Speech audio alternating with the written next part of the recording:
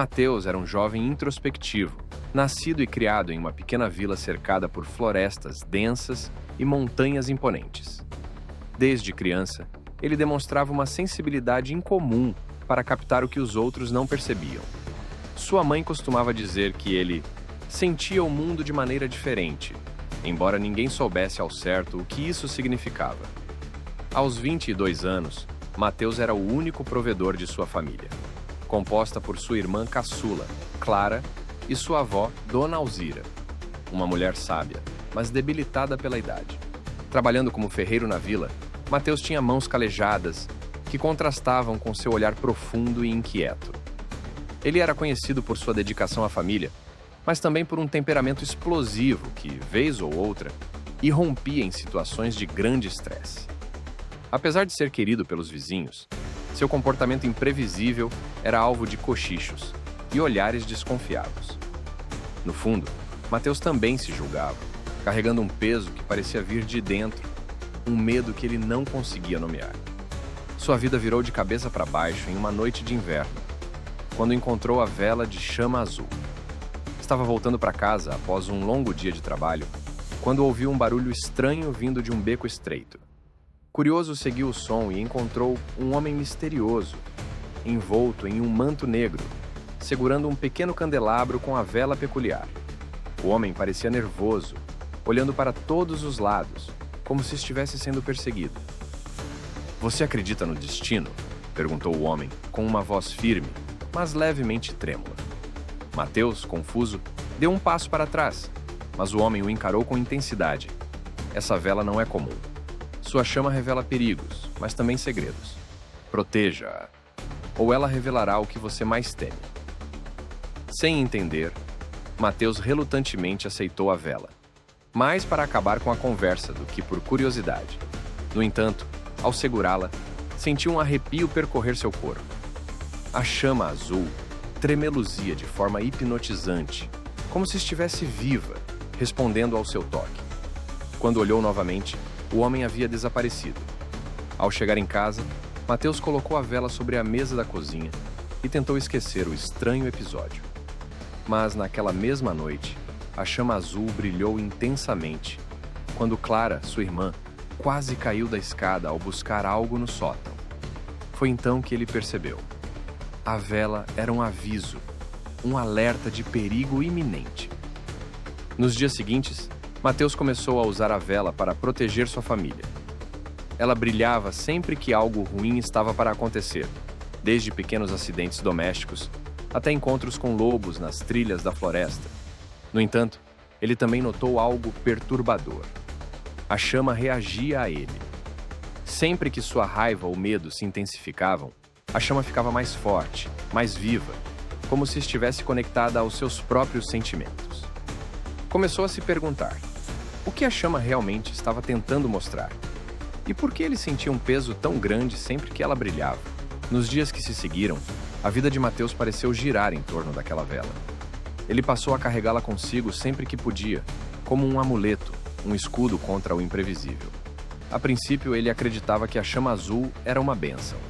Salvou Clara de um acidente mais sério quando a madeira apodrecida de uma ponte quase cedeu, e avisou Dona Alzira de uma panela esquecida no fogo que poderia ter causado um incêndio. No entanto, quanto mais Mateus usava a vela, mais ele percebia que sua presença não era apenas uma proteção passiva. Era como se ela estivesse sussurrando algo que ele ainda não conseguia compreender. A tensão começou a crescer quando a chama azul começou a brilhar em momentos inesperados, principalmente quando Mateus estava sozinho. Certa tarde, enquanto trabalhava em sua forja, a vela começou a tremular com uma intensidade assustadora. Não havia ninguém por perto, nenhum perigo aparente.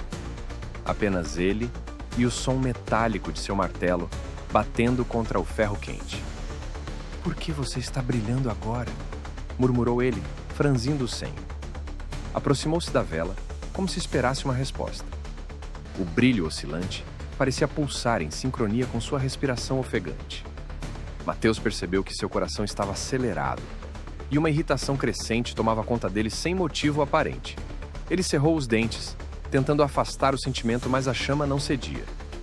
Pelo contrário, parecia se alimentar de sua inquietação. Naquela noite, Mateus decidiu que precisava entender mais sobre a vela. Ele procurou Dona Alzira, que sempre foi a guardiã das histórias antigas da família e da vila.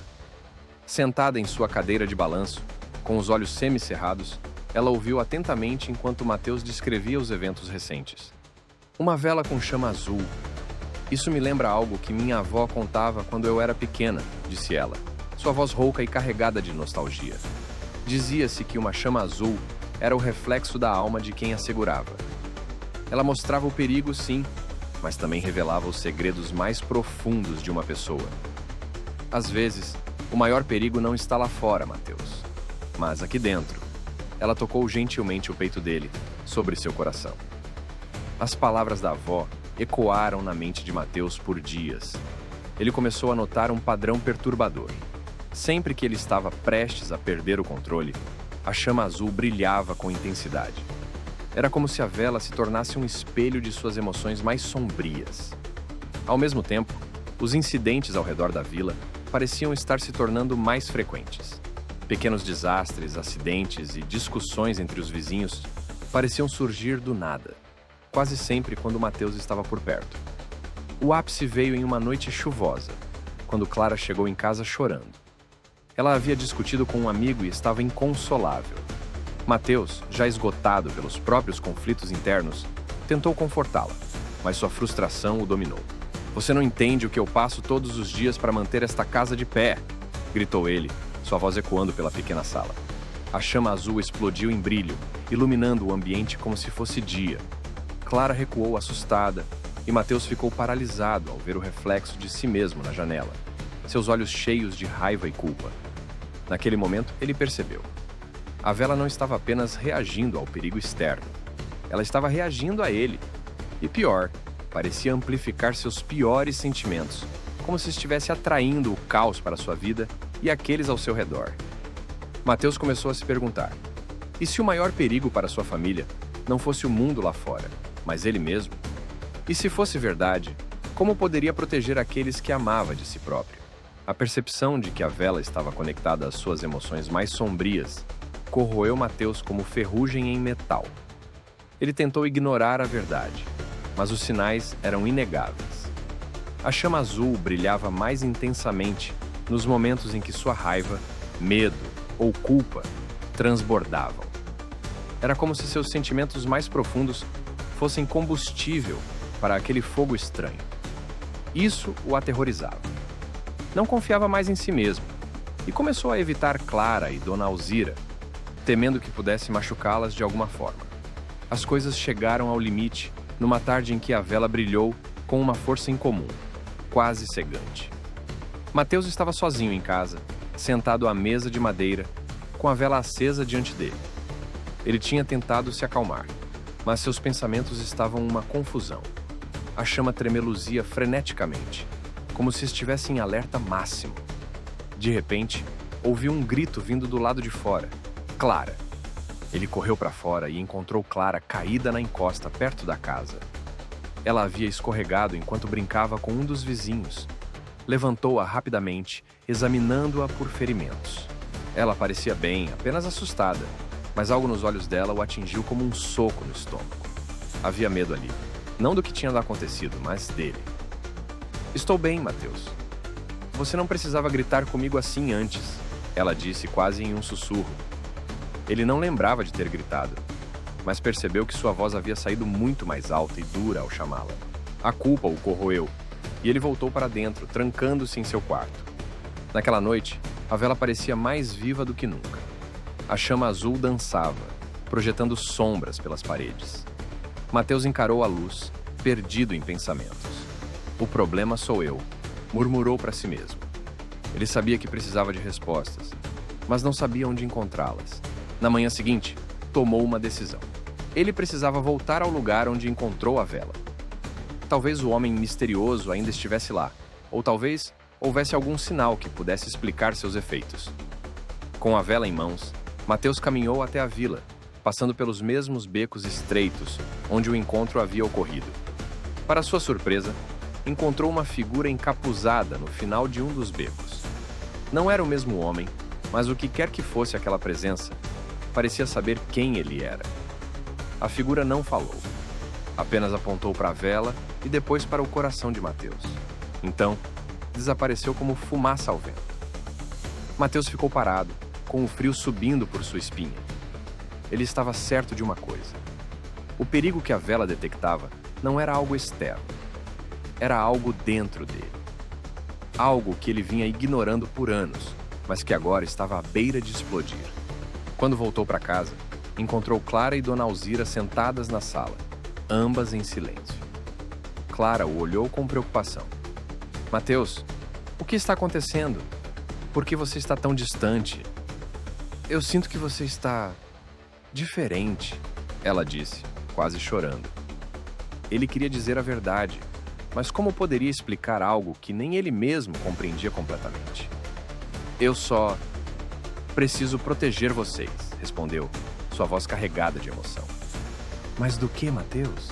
De você mesmo. Nós não temos medo de você. Só queremos que você volte a ser quem era. Clara rebateu, as lágrimas escorrendo pelo rosto. Essas palavras foram como uma faca em seu peito. Ele percebeu que sua luta não era apenas contra a vela ou o que ela representava. Era contra si mesmo. E de alguma forma, ele sabia que precisaria enfrentar o que estava dentro dele antes que fosse tarde demais. Mateus passou a noite inteira em claro, sentado à mesa de madeira com a vela diante de si. A chama azul tremeluzia, parecendo pulsar em sincronia com sua respiração. Ele sabia que não poderia mais fugir da verdade. O que quer que estivesse dentro dele, o que quer que estivesse levando a vela a reagir de maneira tão intensa, precisava ser enfrentado. Mas como? Como lutar contra algo que não se pode ver ou tocar?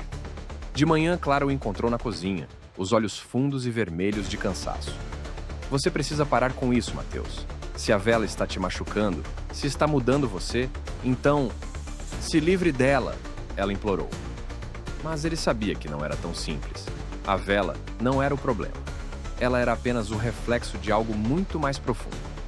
Não é a vela, Clara. Sou eu, ele respondeu, sua voz baixa, quase um sussurro. Há algo errado comigo. E eu preciso resolver isso antes que machuque vocês. Clara hesitou, mas finalmente assentiu. Então vamos juntos, ela disse, sua determinação brilhando em seus olhos. Não, eu preciso fazer isso sozinho, ele insistiu, levantando-se. Antes que ela pudesse protestar, ele já estava de saída, a vela firme em sua mão. Mateus voltou ao coração da floresta, onde sabia que a solidão o obrigaria a encarar o que evitava há tanto tempo. Ele encontrou uma clareira e sentou-se no chão frio, colocando a vela diante de si. A chama azul oscilava, como se estivesse esperando. Mostre, ele sussurrou, quase como uma prece. Mostre o que está dentro de mim. A chama pareceu responder às suas palavras, crescendo e tremeluzindo com uma intensidade que iluminou toda a clareira. Então, as sombras ao redor começaram a se mover. Elas se ergueram, contorcendo-se, até formarem uma figura que parecia ser feita de pura escuridão. E ali, diante dele, estava ele mesmo. Não o Mateus que todos conheciam, mas uma versão distorcida, com olhos cheios de ódio e um sorriso cruel. Você sabe quem eu sou, a figura disse, sua voz ecoando como um trovão suave. Eu sou tudo o que você esconde. Sua raiva, sua culpa, seu medo. Eu sou a parte de você que você tenta ignorar. Mateus sentiu um nó na garganta. Ele queria correr, mas sabia que não podia. Por que você está fazendo isso? Por que está me destruindo? Ele perguntou, a voz falhando. Eu não estou te destruindo. Você está, a figura respondeu. Eu sou parte de você, Mateus. Sempre fui. E quanto mais você me nega, mais forte eu fico. Ele caiu de joelhos, as lágrimas escorrendo pelo rosto. Eu não quero ser assim. Não quero machucar ninguém. Então pare de fugir, a figura disse, aproximando-se. Aceite-me. Aceite que eu sou parte de você. Só assim você poderá controlar o fogo que arde dentro de você. Mateus fechou os olhos, sentindo o peso de suas palavras. Ele sabia que não poderia simplesmente apagar aquela parte de si mesmo. Ele precisava aceitá-la, enfrentá-la e, acima de tudo, aprender a controlá-la. Quando abri os olhos, a figura se havia desaparecido e a chama azul estava mais calma, queimando suavemente. Ele sentiu uma paz que não experimentava há muito tempo. Pegou a vela e voltou para casa, determinado a reconstruir o que havia quase perdido. Ao entrar na pequena casa, Clara e Dona Alzira o abraçaram, aliviadas por vê-lo. Pela primeira vez, Mateus sentiu que poderia protegê-las, não com a vela, mas com sua própria força interior. Por muito tempo, carreguei o peso de algo que não sabia nomear. Era como uma sombra, sempre presente, sempre sussurrando em meus ouvidos que eu não era suficiente, que eu era um perigo para aqueles que amava. A chama azul da vela só trouxe à tona o que estava enterrado em mim, como um espelho cruel e implacável. E por mais que eu quisesse apagar aquela luz, percebi que o verdadeiro desafio era aceitar que ela fazia parte de mim. O que aprendi é que não se pode fugir de si mesmo. Tentar enterrar os próprios medos, as próprias falhas, é como segurar a respiração embaixo d'água. Eventualmente, você precisa emergir ou vai se afogar. Encarar minhas emoções, minha raiva, minha culpa, foi como olhar para um abismo. Mas, naquele abismo, encontrei força, encontrei clareza. Agora, sei que a verdadeira coragem não está em ignorar o que nos assombra, mas em enfrentá-lo de frente. Não sou perfeito e nunca serei, mas aceito isso. Aceito que sou um mosaico de luz e sombra, de erros e acertos. E ao aceitar, percebo que posso ser melhor, que posso proteger aqueles que amo, não pelo que escondo, mas pelo que escolho mostrar. Hoje a chama azul ainda queima. Ela ainda me acompanha, não mais como um lembrete do que temo, mas como um guia. E toda vez que a vejo tremeluzir, lembro-me de que sou humano. Imperfeito, sim, mas capaz de redenção, capaz de mudar.